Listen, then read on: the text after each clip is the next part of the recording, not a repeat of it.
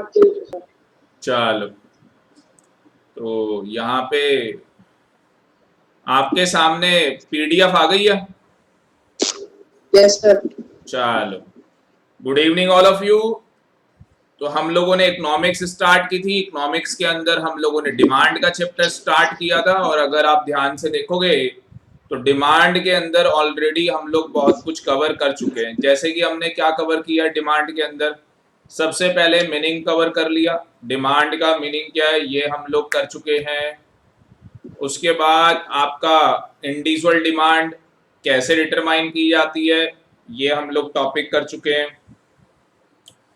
उसके बाद हम लोगों ने आज की क्लास के अंदर जो टॉपिक स्टार्ट करना है वो है आपका डिमांड फंक्शन। आज का टॉपिक है आपका डिमांड फंक्शन। हेडिंग लिखो डिमांड फंक्शन।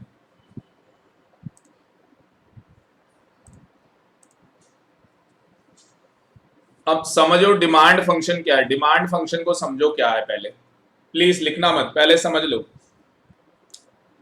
पहले समझ लो ये डिमांड फंक्शन क्या होता है। बीच में अगर कोई आएगा ज्वाइन करने के लिए बता देना मेरे को। डिमांड ठीक है फंक्शन सर। क्या होता है, देखो डिमांड फंक्शन क्या है, एक रिलेशन है। डिमांड जो फंक्शन है वो क्या है, एक रिलेशनशिप। दो चीजों का रिलेशनशिप है। वो दो चीज क्या है, क्वांटिटी डिमांडेड। आप किसी चीज की क्या क्वांटिटी डिमांड कर रहे हो for a particular commodity. Particular commodity क्या है, मैंगो। हम यहाँ पे मैंगो एक एग्जांपल ले रहे हैं। तो मैंगो की आप क्या कर रहे हो, क्वांटिटी डिमांड कर रहे हो। कितना कितना मैंगो खाना पसंद करोगे, सर 2 किलो खाऊंगा सर।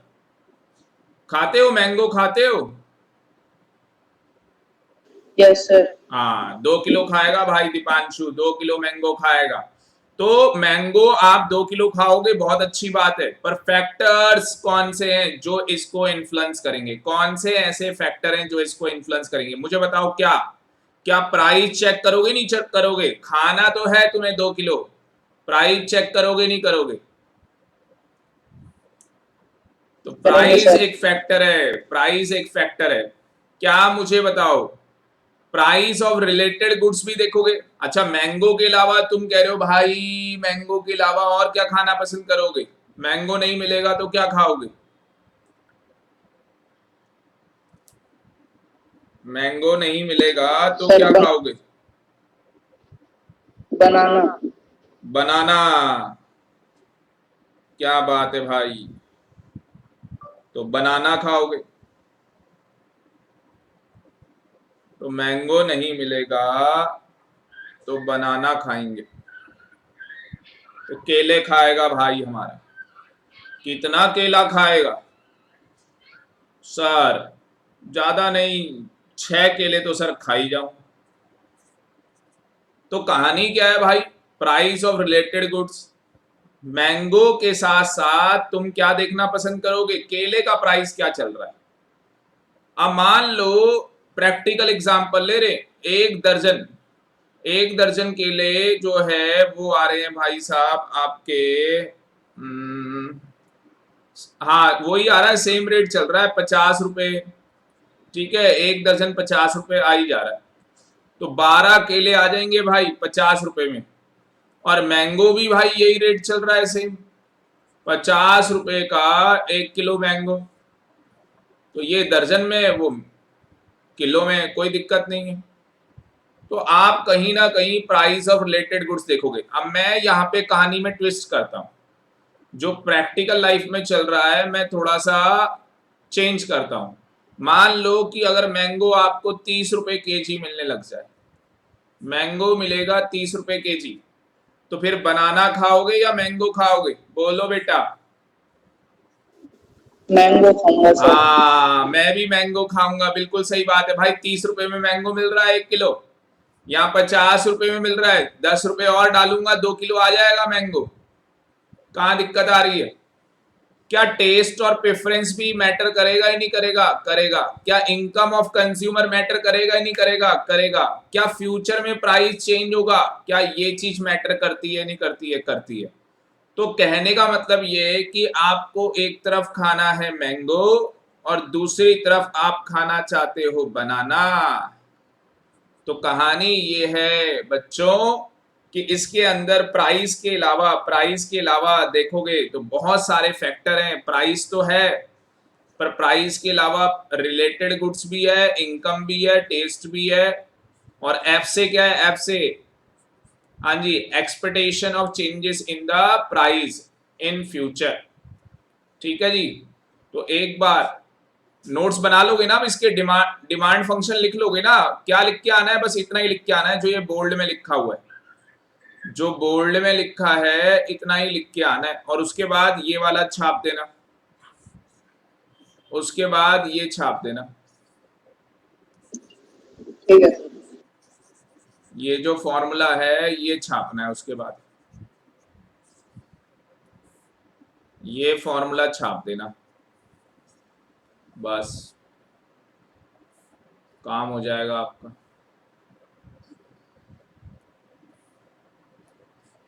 उसके बाद आ जाओ individual demand function. Individual demand function, market demand function, दो बातें। इंडिविजुअल डिमांड फंक्शन क्या है? ये भी एक फंक्शनल रिलेशन है, ये भी एक रिलेशन है। किसका? ये इंडिविजुअल की डिमांड बताएगा। जैसे आप अकेले हो, आपकी डिमांड को बताएगा, किसके, कौन से फैक्टर्स को ध्यान में रखेगा? वही प्राइस क्या है गुड्स का, रिलेटेड गुड्स का, इनकम, टेस्ट, फ्यूचर एक्सपेक्टेशंस। ठीक है जी। और मार्केट डिमांड फंक्शन क्या है? ये भी एक फंक्शनल रिलेशन है।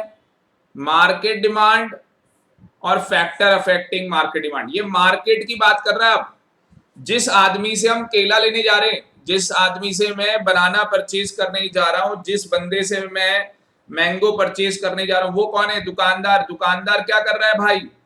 दुकानदार मैंगो और बनाना बेच रहा है। तो मुझे बताओ, जो दुकानदार मैंगो और बनाना बेच रहा है, क्या नजफगढ़ की मार्केट अलग है? यस। क्या द्वारका की मार्केट अलग है? यस।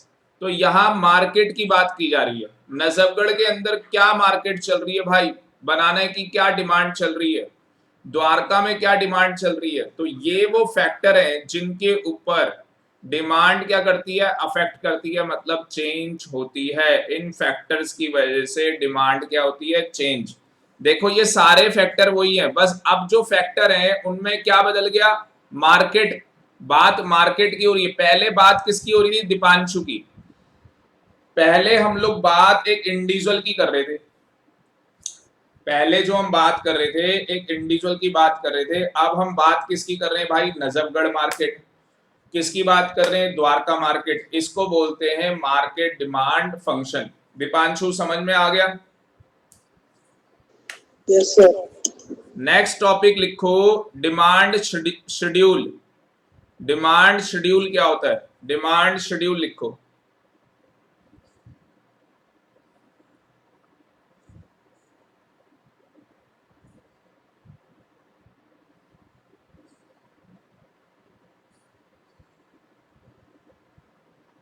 लिख दिया सर। ठीक है। देखो डिमांड शेड्यूल क्या कहानी है। कहता है डिमांड शेड्यूल एक टैबुलर स्टेटमेंट है। डिमांड शेड्यूल एक क्या है? Tabular statement. ये रही देखो टैबुलर स्टेटमेंट। ये इंडिविजुअल का बता रखा है और अभी ये मार्केट का बता रखा है। ये मार्केट का है, वो इंडिविजुअल का है। तो डिमांड शेड्यूल क्या है? एक टैबुलर स्टेटमेंट है। डिमांड शेड्यूल क्या है? एक टैबुलर स्टेटमेंट है जिसके अंदर various quantity of a commodity is demanded. तो आप एक वस्तु की क्या कर रहे हो? डिमांड कर रहे हो। मैंगो की आप क्या कर रहे हो? डिमांड कर रहे हो। किस पे डिमांड कर रहे हो? वेरियस लेवल ऑफ प्राइस, अलग अलग प्राइस पे, गिवन पीरियड ऑफ टाइम, और अलग अलग टाइम पे। ठीक है। जुलाई का महीना अलग टाइम है, अगस्त आने वाला है भाई, अगस्त आ गया, अगस्त की बात अलग है, क्योंकि अब धीरे धीरे आम का सीजन क्या होगा? चला जाएगा। ये हफ्ता 2 हफ्ता रह गया असली में, वो तो बाकी स्टॉक बचा हुआ होगा, तो अगस्त तक भी आम बिकेगा, अगस्त तक बिकेगा, सितंबर तक मेरे ख्याल से स्टॉक बंद ही हो जाएगा। क्यों दीपांशु, आपको क्या लगता है? यस सर, सीजन चला जाएगा तो सर कैसे आएंगे? हाँ बिल्कुल सही बात है। तो यहाँ पे जो डिमांड का शेड्यूल है वो क्या है, टैबुलर स्टेटमेंट है जिसके अंदर क्वांटिटी ऑफ अ कमोडिटी, जिस वस्तु की हम क्वांटिटी डिमांड कर रहे हैं उसके लिए भाई प्राइस एक फैक्टर है और साथ में गिवन पीरियड ऑफ टाइम। अब यहाँ पे जो डिमांड शेड्यूल है, डिटरमाइन बोथ इंडिविजुअल बायर और फॉर इंटायर मार्केट, वो दो पार्ट के अंदर है। तो हम कह सकते हैं डिमांड शेड्यूल दो टाइप्स के होते हैं, एक इंडिविजुअल होता है, एक मार्केट होता है। देखो हर चीज ना दो दो चीजों के ऊपर डिपेंड है, एक तो एज पर इंडिविजुअल क्या डिमांड चल रही है किसी चीज की, और दूसरा एज पर मार्केट क्या डिमांड चल रही है किसी चीज की। कह रहा है individual demand schedule refers, again वही टैबुलर स्टेटमेंट है, various quantity demanded of a commodity that a consumer is willing to buy. आप मैंगो खरीदना चाहते हैं, किस पे खरीदना चाहते हैं, वेरियस लेवल ऑफ प्राइस, अलग अलग प्राइस पे अलग अलग डिमांड है। देखो अगर मान लो ऐसी कोई भी गुड्स है एक्स, अगर उसका प्राइस 5 है तो आप कितनी क्वांटिटी डिमांड कर रहे हो, 1। प्राइस भाई गिरता चला जा रहा है, प्राइस 5 रुपए से कहां चला गया, 4 रुपए प्राइस चला गया, 4 रुपए प्राइस चला गया, आपने अपनी क्वांटिटी बढ़ा दी, प्राइस और गिर गया, आपने अपनी क्वांटिटी और बढ़ा दी, प्राइस और गिर गया, आपने क्वांटिटी और बढ़ा, प्राइस 1 रुपए हो गया, आपकी क्वांटिटी और बढ़ गई। क्या मुझे बताओ, प्राइस गिरेगा और डिमांड बढ़ती चली जाएगी, यस और नो? Yes sir. बेटा सर अगर जैसे उसने अपनी हाँ बोलो बोलो। सर अगर उसने अपनी डिमांड और बढ़ा दी तो? नहीं अभी जैसे देखो क्या है, जो तुम सोच रहे हो एक थोड़ी सी वो अलग कहानी। अगर अभी जैसे मैंगो का सीजन जा रहा है तो इसका ना प्राइस अब गिरते ही जाना है, अब मैंगो के प्राइस नहीं बढ़ने वाले, क्यों, क्योंकि पीछे से जितना स्टॉक है भाई वो सारा खाली करना है अब तो अब जो मार्केट चलेगी मैंगो का प्राइस भाई गिरता ही चला जाएगा। और जैसे जैसे सीजन ऑफ होगा, जैसे जैसे सीजन ऑफ होगा बिल्कुल एंड में फिर प्राइस बढ़ जाएगा, देखना फिर प्राइस बढ़ जाएगा जैसे ही सीजन ऑफ होने वाला होगा बिल्कुल ही एंड पे। क्यों बढ़ जाएगा, क्योंकि इधर स्टॉक कम हो चुका होगा। तो जैसे आप कह रहे हो डिमांड बढ़ती चली जा रही है, डिमांड बढ़ती चली जा रही है, तो बेटा डिमांड इसलिए बढ़ रही है क्योंकि प्राइस गिर रहा है, प्राइस क्या हो रहा है, गिर रहा है। अब डिमांड अगर कुछ ज्यादा ही बढ़ गई तो इधर से प्राइस भी क्या करने पड़ेंगे, बढ़ाने पड़ेंगे, यस और नो? वरना डिमांड फुलफिल नहीं हो पाएगी, जो सामने मार्केट में डिमांड आ रही है वो मार्केट फुलफिल नहीं कर पाएगा, इसलिए बेटा प्राइस बढ़ जाएंगे। और जैसे ही प्राइस बढ़ेंगे तो क्या होगा, जो आपकी डिमांड बढ़ रही थी वो क्या हो जाएगी,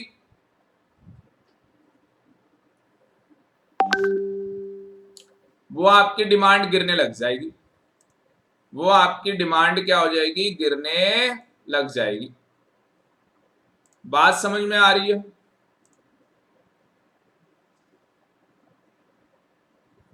मार्केट डिमांड देखो मार्केट में क्या हो रहा है, एक मार्केट नजफगढ़ नहीं, ये इंडिविजुअल डिमांड की बात कर रहा है, मतलब कि एक हाउस होल्ड है ए उसकी डिमांड और एक हाउस होल्ड है बी उसकी डिमांड।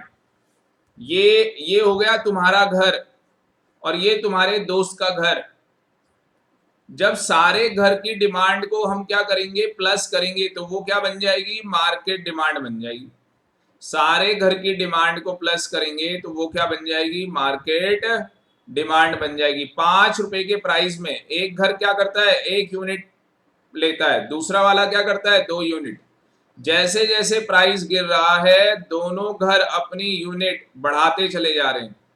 अगर हम एक घर और दूसरे घर की क्या कर दें, डिमांड को प्लस कर दें, तो सारे घर जितने भी हैं सारे घर की इंडिविजुअल डिमांड को प्लस करना होगा और उससे क्या निकल के आ जाएगी, मार्केट डिमांड। अगर एग्जाम में आ जाता है मार्केट डिमांड क्या है, लिख के आ जाना, मार्केट डिमांड एक शेड्यूल है, रेफर्स टू टैबुलर स्टेटमेंट है, जो शो करता है various quantity of a commodity that all consumer, ये इंपॉर्टेंट लाइन है, all consumer are willing to buy at different level of price given period of time.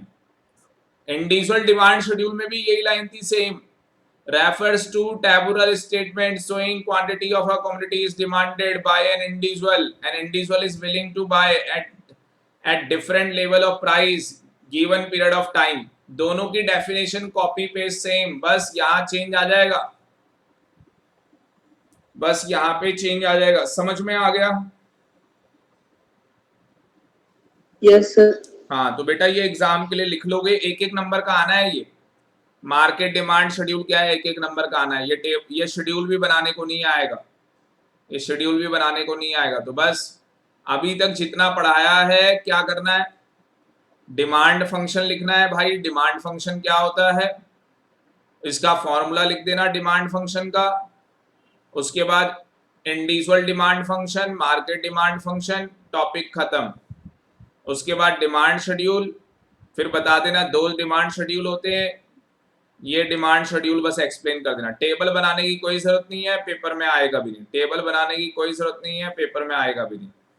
नया topic लिखो demand curve, नया topic लिखो डिमांड कर्व।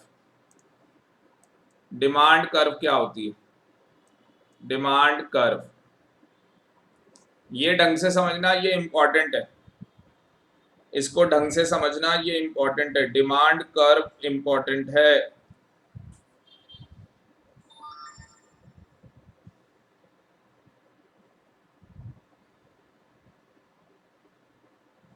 लिख लिया sir. देखो क्या बोलता है डिमांड कर्व के अंदर, कह रहा है डिमांड कर्व जो है वो भी दो होती हैं भाई, इंडिविजुअल भी है, मार्केट भी है। पहले ये समझ लेते हैं डिमांड कर्व है क्या।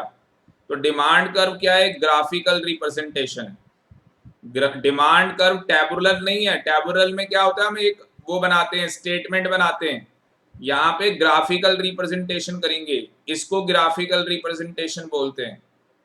ये ग्राफिकल रिप्रेजेंटेशन है। बात समझ में आ रही है? हाँ सर समझ में आ रहा है। तो बेटा ये एक क्या है, ग्राफिकल रिप्रेजेंटेशन किसका, डिमांड शेड्यूल का। जो आपने डिमांड शेड्यूल बनाया था, जो आपने टैबुलर स्टेटमेंट बनाई थी, उसी का ग्राफिकल रिप्रेजेंटेशन क्या है, डिमांड का। समझ में आया या नहीं आया? आ गया सर। Very good. अब देखो इसके अंदर क्या हो रहा है, इट शोज इनवर्स रिलेशन। कह रहा है इसमें इनवर्स रिलेशन होता है। क्यों, आपको पता ही है, quantity demanded of a commodity is increase when price falls. Yes और no, quantity demanded of a commodity बढ़ जाएगी जब क्या होगा, प्राइस गिरेगा। Keeping other factor constant. Keeping other factor constant का मतलब क्या है, इनकम में कोई चेंज नहीं आ रहा, प्राइस को छोड़ के भाई, प्राइस को छोड़ के, प्राइस को छोड़ के बाकी किसी और फैक्टर में चेंज नहीं आ रहा। जैसे प्राइस ऑफ रिलेटेड गुड्स में चेंज नहीं आ रहा, इनकम ऑफ कंज्यूमर में चेंज नहीं आ रहा, टेस्ट में कोई चेंज नहीं आ रहा, फ्यूचर एक्सपेक्टेशन में कोई चेंज नहीं आ रहा। तो क्या समझ में आ रहा है, सर प्राइस तो चेंज हो रहा है, सर प्राइस तो चेंज हो रहा है, पर प्राइस के अलावा जो फैक्टर है उनमें कोई चेंज नहीं आ रहा है, उनमें कोई चेंज नहीं आ रहा है। बात समझ में आ रही है? Yes sir. Very good. उसके बाद क्या बोलता है, भैया ये ड्रॉ करोगे, जो डिमांड कर बनाओगे वो आपको ड्रॉ करना पड़ेगा, वो बनाना पड़ेगा बाय प्लॉटिंग ईच कॉम्बिनेशन। ये सारे कॉम्बिनेशन जो हैं डिमांड शेड्यूल के, ये सारे जो कॉम्बिनेशन है डिमांड शेड्यूल के, इन सबको जोड़ना पड़ेगा, इन सबको क्या करना पड़ेगा, जोड़ना पड़ेगा। Like demand schedule, demand curve can also be drawn both. देखो डिमांड शेड्यूल कितने होते हैं, दो, इंडिविजुअल डिमांड शेड्यूल और मार्केट डिमांड शेड्यूल। यस और नो? उसी तरीके से डिमांड कर्व भी क्या है, दो है। उसी तरीके से डिमांड कर्व भी क्या है, दो है, individual demand curve, market demand curve. Individual demand curve क्या है, देखो इंडिविजुअल डिमांड कर्व क्या है, it is also a graphical representation. क्या समझ में आ गया, जब कर्व आएगा तो क्या लिख के आओगे, ग्राफिकल रिप्रेजेंटेशन। और अगर शेड्यूल लिखा हुआ आएगा तो क्या लिख के आओगे, टैबुलर स्टेटमेंट। जब शेड्यूल लिखा हुआ आएगा तो उसमें क्या लिखना है, टैबुलर स्टेटमेंट। और जब कर्व लिखा हुआ आएगा तो क्या लिखोगे, ग्राफिकल रिप्रेजेंटेशन। अब ये जो इंडिविजुअल डिमांड कर्व है, ये किसकी ग्राफिकल रिप्रेजेंटेशन है, इंडिविजुअल डिमांड शेड्यूल की। मुझे बताओ, market demand curve refers to a graphical representation of, किसका graphical representation? Market demand schedule. Market demand schedule देखो आगे लिखा है या नहीं लिखा है? Market demand schedule, demand curve, market demand, ये रहा, ये देखो मार्केट डिमांड कर्व आ गया। ग्राफिकल रिप्रेजेंटेशन किसका? Market demand curve. किसका? Market demand curve. अभी ध्यान से देखो क्या हो रहा है। सर जो इंडिविजुअल डिमांड कर्व है वो क्या है? एक ग्राफिकल रिप्रेजेंटेशन है। किसका ग्राफिकल रिप्रेजेंटेशन है? इंडिविजुअल डिमांड शेड्यूल का। अब देखो इसके अंदर ये आपके पास एक शेड्यूल ग्राफिकल रिप्रेजेंटेशन बना रखा है। इसके अंदर क्या हो रहा है? इंडिविजुअल डिमांड कर्व को हमने क्या किया? ड्रॉन किया। यहाँ पे कैसे किया देखो, कहता है price, price is taken vertical axis. ये हमने देखो वर्टिकल एक्सिस पे प्राइस लिया है, और हमने क्वांटिटी डिमांडेड, क्वांटिटी डिमांडेड कहां पे लिए बेटा? हॉरिजेंटल एक्सिस में। इतना लिख के आ जाओगे? पहले बताओ, पहले बताओ, इतना लिख के आ जाओगे? प्राइस कहां लिया है? वर्टिकल एक्सिस के अंदर, वाई एक्सिस के अंदर। जो हमने डिमांड ली है, क्वांटिटी डिमांडेड, वो कहां पे ली है? हॉरिजेंटल एक्सिस के अंदर, एक्स में। इतना लिख लोगे? Yes sir. Very good. At each possible price, कह रहा है एट ईच पॉसिबल प्राइस। देखो अलग अलग प्राइस है, पहले 5 रुपए प्राइस था, ये पॉसिबिलिटी थी, फिर 4, फिर 3, फिर 2, फिर 1, बढ़ती चली जा रही है बेटा डिमांड। कह रहा है possibility of price, there is a quantity with the consumer is willing to buy. तो जो भी प्राइस है उस प्राइस पे क्या है? कंज्यूमर क्या कर रहा है? विलिंग है टू बाय। उस प्राइस पे कंज्यूमर क्या है? विलिंग है टू बाय। अपनी तो भाई लाइट चली गई है। By joining all points P2, कह रहा है ये सारे पॉइंट्स क्या कर लो? ज्वाइन कर लो। P से लेके कहां तक? P से लेके कहां तक? T तक। तो अगर P से लेके T तक ये सारे पॉइंट को ज्वाइन कर लेंगे तो क्या बन जाएगा भाई? D का मतलब क्या है? Demand curve. D का मतलब क्या है? Demand curve. आगे जी बात समझ में? तो हमें डिमांड कर्व मिल जाएगी। और इसने बोला है डिमांड कर्व में भी क्या है? स्लोप डाउनवर्ड है, इनवर्स रिलेशन है। प्राइस बढ़ेगा, डिमांड कम होगी, प्राइस घटेगा, डिमांड बढ़ जाएगी। समझ में आ गया? Yes sir. तुम्हारे सर लाइट है? डिमांड कर। हाँ हाँ बोलो बोलो यस बेटा सर। बोलो। हाँ बोलो। सर, सर ये जो डिमांड कर होती है ये हमेशा स्ट्रेट लाइन में बनती है? नहीं नहीं, असली में हाँ, डिमांड कर्व हमेशा स्ट्रेट लाइन में बनेगी, ध्यान से सुनना। और जो हमने पीपीएफ पढ़ा था, पीपीसी कर्व, बेटा वो ऐसे बनेगी, वो ऐसे बनेगी। बहुत बढ़िया क्वेश्चन है। पीपीसी कर्व ऐसे बनेगी, या पीपीएफ बोल सकते हो इसे, पर जो डिमांड कर्व है वो हमेशा स्ट्रेट लाइन में बनेगी। और बताओ, ठीक है समझ सर। में आ गया? हाँ सर ठीक। ठीक है। तुम्हारे लाइट है? हाँ सर यहाँ तो है। हाँ भाई यहाँ चलेगी, कोई बात नहीं। ऐसा करो, एक बार जितना पढ़ा है ना ये एक बार रिवाइज करो। एक मिनट रुक जाओ, मार्केट डिमांड भी बता देता हूँ, शायद लाइट आ जाए जब तक। मार्केट डिमांड कर्व देखो क्या है? एक ग्राफिकल रिप्रेजेंटेशन है ये भी, मार्केट डिमांड शेड्यूल की। अब देखो इसमें भी क्या हो रहा है, इस ग्राफिकल रिप्रेजेंटेशन में क्या हो रहा है? डीए डीबी, देखो ये रहा डीए, ये एक हाउस होल्ड है जिसकी डिमांड है। आपने देखा था ना, एक हाउस होल्ड की डिमांड थी 5 पे, 2, फिर 4 पे, ये इस तरीके से चल रही है।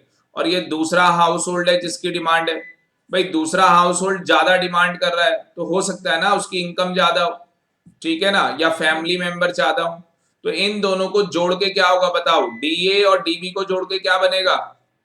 डीए और डीबी को जोड़ के क्या बनेगा? डीएम। क्या बन जाएगा? डीएम, मार्केट डिमांड कर्व बन जाएगी।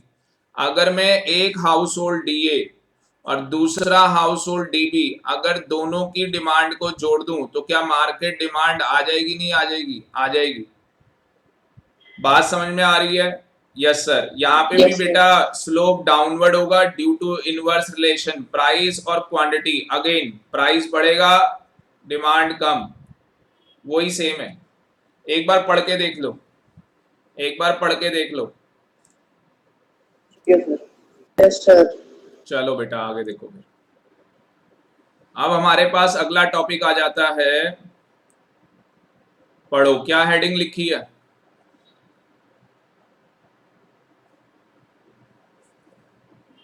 मार्केट डिमांड कर्व इन फ्लैटर। हाँ, फ्लैटर का मतलब क्या है?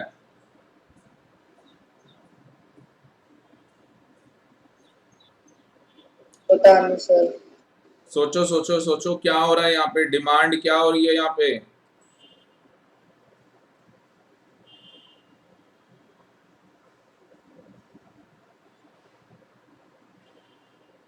डाउनवर्ड स्लोपिंग नहीं चेंज जा रही ऑफ। डिमांड, फ्लैटर का मतलब डाउनवर्ड स्लोपिंग। जो डिमांड है आपकी वो कैसे जा रही है, डाउनवर्ड स्लोपिंग जा रही है। देखो यहाँ पे कहीं पे लिखा हुआ था, कहाँ पे लिखा था, ऊपर लिखा था ना, ये रहा डाउनवर्ड स्लोपिंग। तो मार्केट जो डिमांड कर वो फ्लैटर है, फ्लैटर का मतलब डाउनवर्ड स्लोपिंग है या नहीं है डाउनवर्ड स्लोपिंग? हाँ सर। और रीजन क्या है दीपांशु, डाउनवर्ड स्लोपिंग का रीजन क्या है कि सर जैसे जैसे प्राइस क्या होगा, गिरेगा।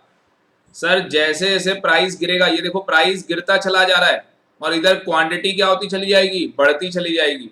सर जैसे जैसे प्राइस गिरेगा डिमांड बढ़ती चली जाएगी। तो अपने आप देखो ना, आप ऐसे पहले 5 रुपए में आप क्या कर रहे थे, 5 रुपए में आप क्या कर रहे थे, 1 यूनिट ले रहे थे, 4 रुपए प्राइस हो गया और डिमांड बढ़ जाएगी, 3 रुपए हो गया और डिमांड बढ़ जाएगी। तो डिमांड तो बढ़ती चली जाएगी, यस और नो? Yes sir. क्वांटिटी अपनी बढ़ती चली जाएगी। तो सर यहाँ पे ये फ्लैटर होता है, फ्लैटर का मतलब लिख लो डाउनवर्ड स्लोपिंग। रीजन क्या है डाउनवर्ड स्लोपिंग का? सर प्राइस गिरेगा डिमांड बढ़ेगी, बढ़ेगी। प्राइस गिरेगा डिमांड बढ़ेगी, ये रीजन है भाई।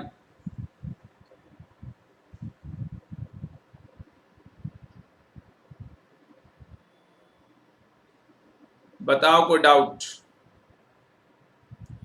No sir. देखो आगे क्या बोलता है, कहता है जो मार्केट डिमांड कर्व है वो क्या है, फ्लैटर है। फ्लैटर है मतलब डाउनवर्ड स्लोपिंग है। Then individual demand curve, individual demand curve से देखो, इंडिविजुअल डिमांड कर्व तो ऐसे हो रही है और ये फ्लैटर हो रही है थोड़ी ऐसे फ्लैट। वो कहते नहीं मैं तेरे को फ्लैट कर दूंगा, कई बार लड़के आपस में कहते हैं भाई फ्लैट कर दूंगे तेरे को। तो जो आपकी इंडिविजुअल डिमांड कर्व थी वो ऐसे थी, जो आपकी इंडिविजुअल डिमांड कर्व थी वो ऐसे थी, और जो मार्केट डिमांड कर्व है वो ऐसे जा रही है। क्यों? क्योंकि इंडिविजुअल को प्लस करके क्या निकला है, मार्केट। इंडिविजुअल को प्लस करके क्या निकाला गया है, मार्केट। कहता है इट हैपन्स, ऐसा क्यों होता है, बिकॉज प्राइस चेंज हो रहा है और उसके प्रपोर्शनेट में क्या हो रही है, डिमांड भी चेंज हो रही है। उसके प्रपोर्शनेट में क्या हो रहा है, डिमांड भी चेंज हो रही है। इस more proportionate change in individual demand, उसकी वजह से इंडिविजुअल की डिमांड में चेंज आ रहा है। अब slope of demand curve, demand curve के देखो स्लोप की बात कर रहा है, ये देखो ये आपको डिमांड कर्व का स्लोप नजर आ रहा है, ये हमारा डिमांड कर्व का स्लोप है। तो ध्यान से देखो डिमांड कर्व स्लोप कैसे निकलता है। स्लोप कैसे निकलेगा, change in price, change in quantity. देखो चेंज इन प्राइस क्या हो रहा है, पहले प्राइस कितना था 8 रुपए, फिर प्राइस कितना हो गया 4 रुपए। बताओ प्राइस में कितना चेंज आ गया, प्राइस में कितना चेंज आ गया। एक मिनट कहाँ चला गया, रुक जाओ जरा, ये बताओ प्राइस में कितना चेंज आ गया। पहले 8 रुपए का प्राइस था, अब 4 रुपए प्राइस हो गया है, change in price. Sir price में कितने 4 का, रुपीज। हाँ। तो यहाँ पे अगर आप देखोगे चेंज इन प्राइस कैसे निकलेगा, तो पहले जो प्राइस चल रहा था वो 8 रुपए, और अब भाई प्राइस कितना हो गया है, 4 रुपए प्राइस हो गया है।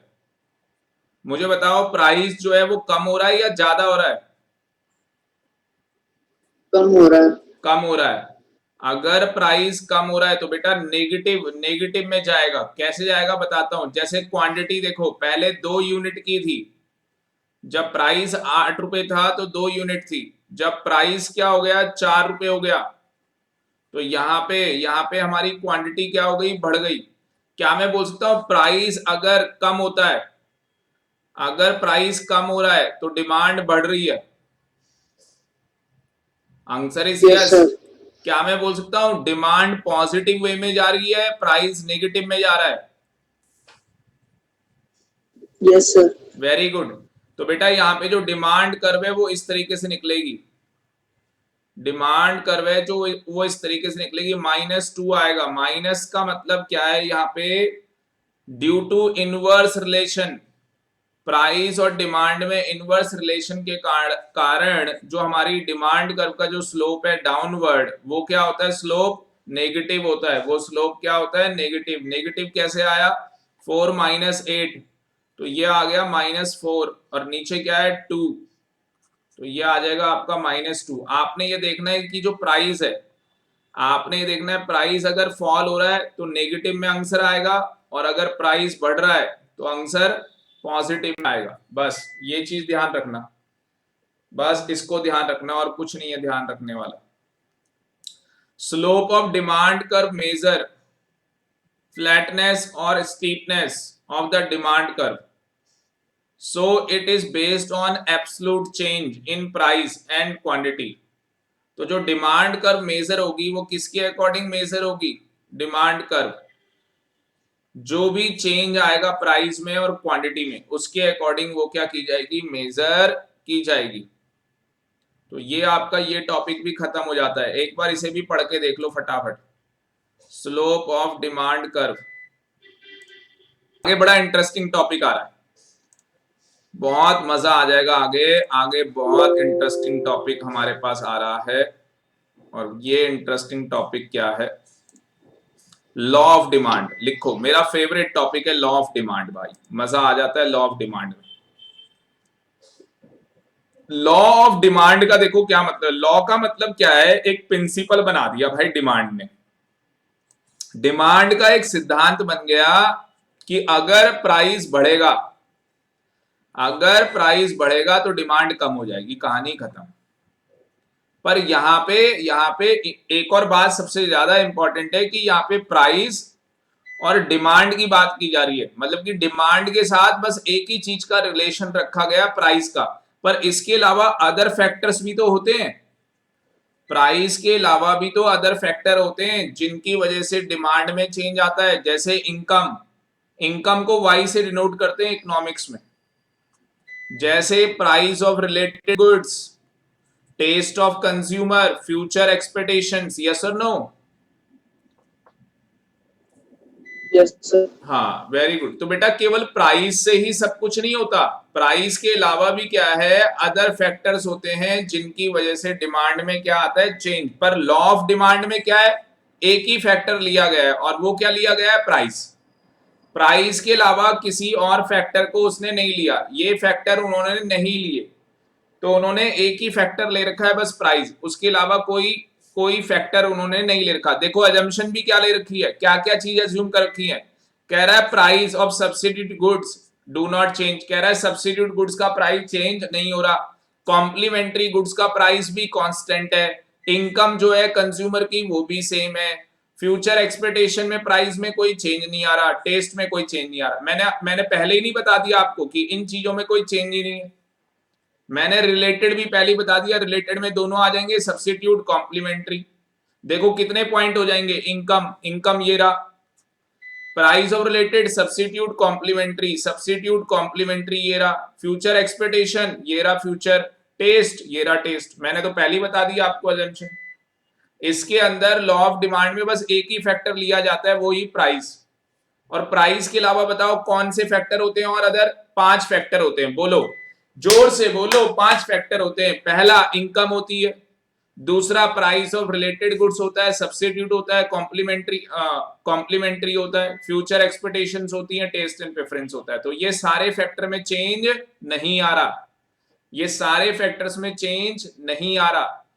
तो मुझे बताओ लॉ ऑफ डिमांड में होगा ही क्या फिर? प्राइस अगर बढ़ेगा डिमांड कम हो जाएगी भाई, प्राइस गिर गया डिमांड बढ़ जाएगी। आप चेक कर लो यहाँ पे डिमांड शेड्यूल बता रखा है, देखो ये शेड्यूल हो गया। डिमांड शेड्यूल क्या है बताओ? एक टैबुलर स्टेटमेंट है, बोलो।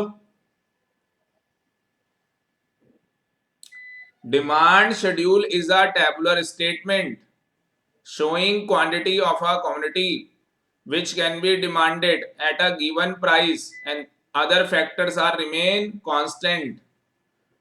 और यहां पे ये देखोगे ये क्या है? ये एक ग्राफिकल रिप्रेजेंटेशन है। It is a demand curve, it is a graphical representation of demand schedule. बताओ ये समझ में आ गया नहीं आ गया भाई शेड्यूल?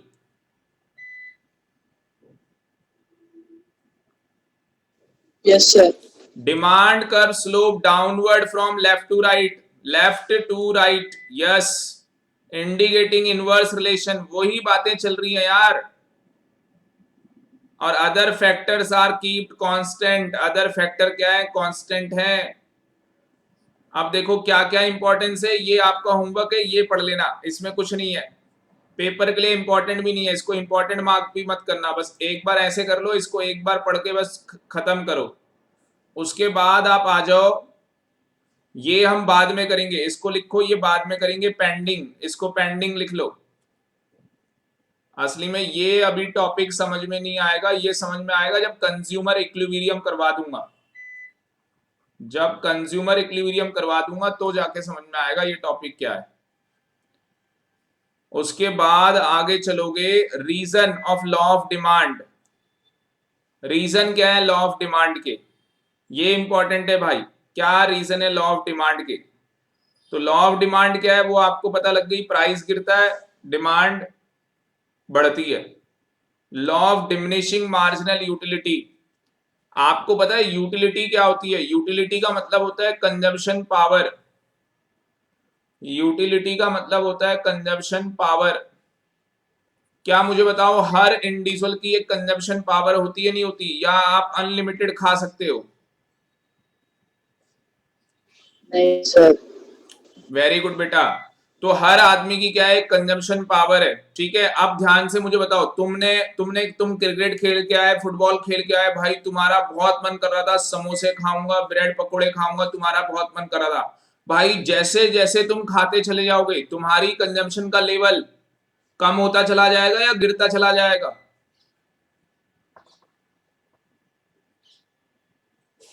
कम हो जाएगा। Very good. कई नालायक बोलते हैं बढ़ता जाएगा, अबे एक बार बता, पेट के अंदर खाना डाल रहा है तो कंजम्पशन का लेवल तो अब कम ही होगा ना भाई। स्टार्टिंग में भूख बढ़ रही थी, पर जैसे जैसे खाना स्टार्ट करोगे भाई भूख कम होती चली जाएगी, क्योंकि पेट के अंदर खाना जा रहा है। तो उसी को बोलते हैं मार्जिनल यूटिलिटी। मार्जिनल यूटिलिटी का मतलब होता है हमने एक मैंगो खाया हमारी सेटिस्फेक्शन हो गई, 2 मैंगो खाए हमारी सेटिस्फेक्शन हो गई, 3 मैंगो खाए हमारी सेटिस्फेक्शन हो गई। तो जो हमारा एमयू होगा, मार्जिनल यूटिलिटी होगी, एक अत्यधिक इकाई को खाने से वो क्या होती चली जाएगी भाई? कम होती चली जाएगी।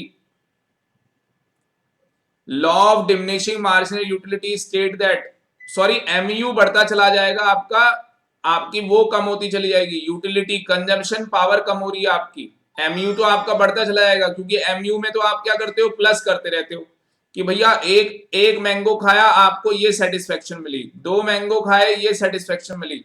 तो सेटिस्फेक्शन का लेवल तो आपका बढ़ेगा ही ना खाने से, कंजम्पशन पावर कम होगी, कंजम्पशन पावर कम होगी, सेटिस्फेक्शन लेवल आपका बढ़ेगा। तो law of diminishing marginal utility state that we consume more and more unit of a commodity.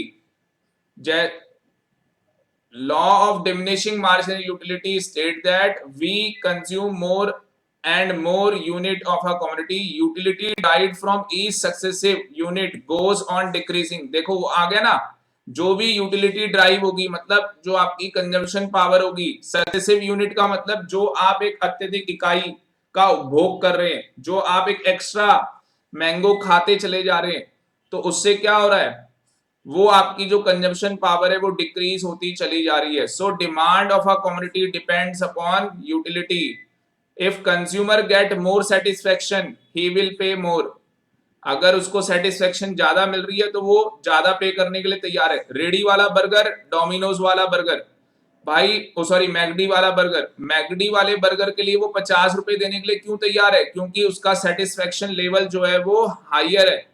As a result, consumer will not prepare to pay same price of additional unit of a commodity. The consumer will buy more unit of a commodity only when price falls. तो consumer क्या करता है? जब किसी unit का price गिरता है तभी वो अपनी क्या करता है? डिमांड बढ़ाता है। अगर प्राइस सेम है तो वो एडिशनल यूनिट को बाय करने में अपनी इच्छा जाहिर नहीं करेगा। वो इच्छा तभी बढ़ाएगा अपनी बाइंग की जब प्राइस गिरेगा। समझ में आ गया? Yes sir. एक बार सब्स्टिट्यूट गुड्स में आ जाओ। अब सब्स्टिट्यूट गुड्स क्या होते हैं बताओ? जैसे टी है और कॉफी है।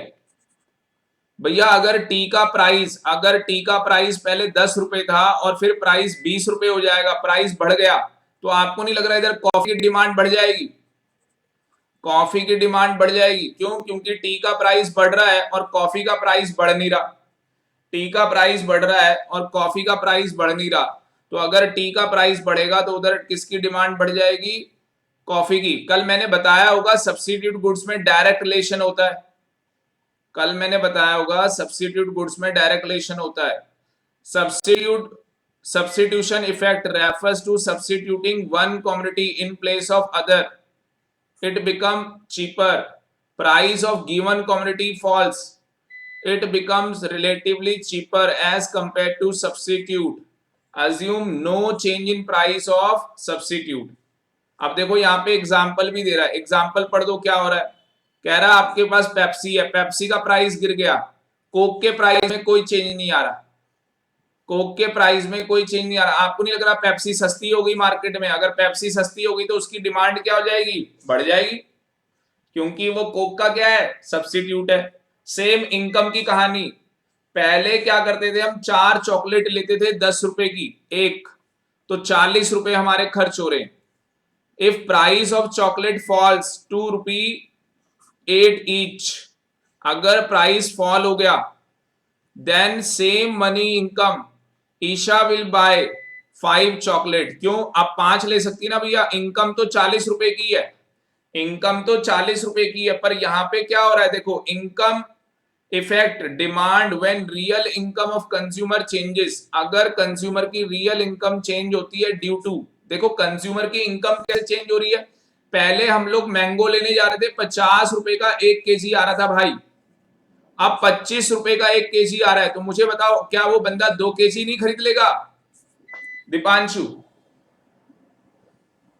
Yes sir. Very good. अरे वही वाली कहानी है यार। टमाटर पहले मान लो 60 रुपए का टमाटर अभी चल रहा है, आजकल 60 रुपए टमाटर चल रहा है, बंदा 1 केजी खरीद के ला रहा है। जिस दिन 30 रुपए का हो जाएगा भाई, बंदा कहेगा 2 केजी ले लो।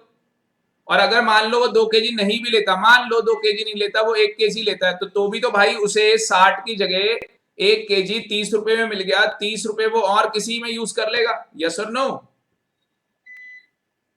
Yes sir. Very good. आगे देखो क्या कहानी है। एडिशनल कंज्यूमर, ये एग्जाम्पल पढ़ लेना। डिफरेंट यूजर्स, ये एक बार एग्जाम्पल पढ़ लेना। उसके बाद ये वाला इंपॉर्टेंट है, एक्सेप्शन। लॉ ऑफ डिमांड की क्या एक्सेप्शन है? एक्सेप्शन मैंने कल बताया था आपको कि गोल्ड, मैंने कहा था कल गोल्ड के केस में क्या होता है भाई, प्राइस बढ़ता है, डिमांड बढ़ती है। ऐसी भाई शेयर मार्केट अगर सुना होगा, तो जहां शेयर्स खरीदे जाते हैं, बेचे जाते हैं, मुकेश अंबानी के शेयर्स, रिलायंस कंपनी के शेयर्स, टाटा, इन्फोसिस, विप्रो, प्राइस बढ़ेगा भाई, डिमांड भी बढ़ जाएगी शेयर्स की। शेयर्स में ऐसी होता है, प्राइस बढ़ता है, डिमांड भी बढ़ जाती है। एक बार ऐसे करो, एक्सेप्शन के ऊपर ये पहले एक बार लॉ ऑफ डिमांड के जो रीजन है, एक बार इनको रिवाइज करो। असली में लाइट नहीं है भाई, मेरे पूरे पसीने आ चुके हैं। एक्सेप्शन थोड़ा सा वेट करता हूं, फिर पढ़ाता हूं, फिर एक्सेप्शन पढ़ाता हूं। पढ़ो एक बार, रिवाइज करो।